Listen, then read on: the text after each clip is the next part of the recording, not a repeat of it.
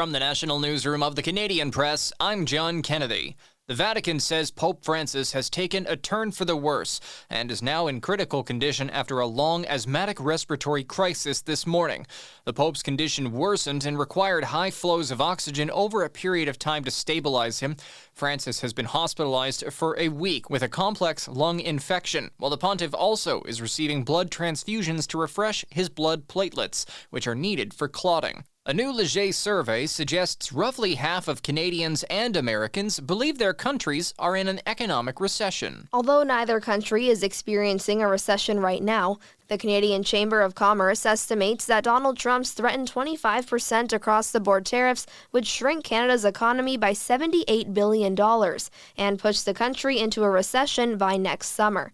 The chamber estimates the U.S. economy would also take a hit of $467 billion U.S. Naira Ahmed, The Canadian Press. Nova Scotia's premier is calling on all provinces and territories to follow his lead and work to reduce the interprovincial trade barriers.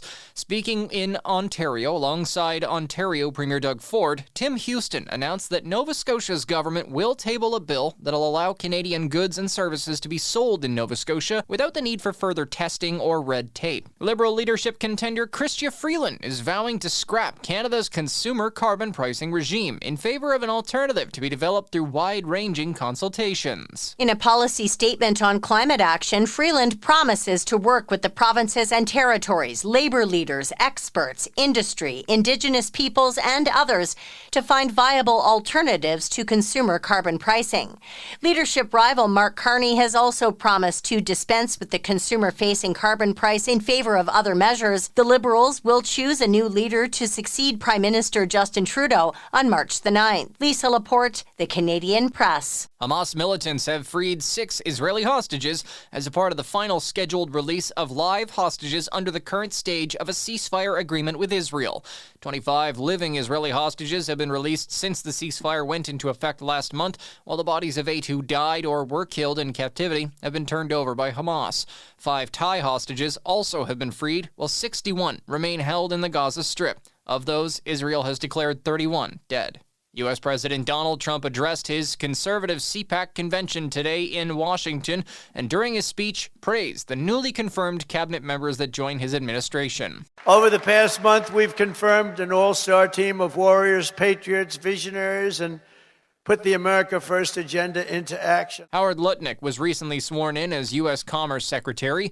It's a cabinet post that the Wall Street investor plans to use to impose Trump's planned tariffs. This is the Canadian Press.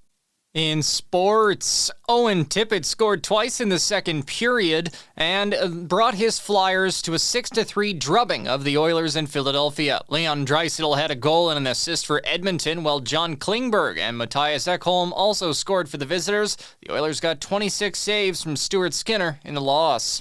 Canada's women's soccer team remains undefeated at the Benatar Cup in Spain after downing Mexico 2-0 today. Vanessa Gilles and Adriana Leon each had a goal for the Canadians. The squad battled China to a 1-1 draw to open the tournament on Wednesday, and next will face Taiwan on Tuesday. Juan Soto homered in his first spring training at bat for the new team, hitting a solo shot in left center field in the first inning for the New York Mets against Houston. Soto signed a record $765 million U.S. 15-year contract this offseason, moving across from New York's Yankees to the Mets. From the Canadian Press, I'm John Kennedy. Thanks for listening. Don't forget to follow and subscribe. For more of today's top stories, visit thecanadianpressnews.ca.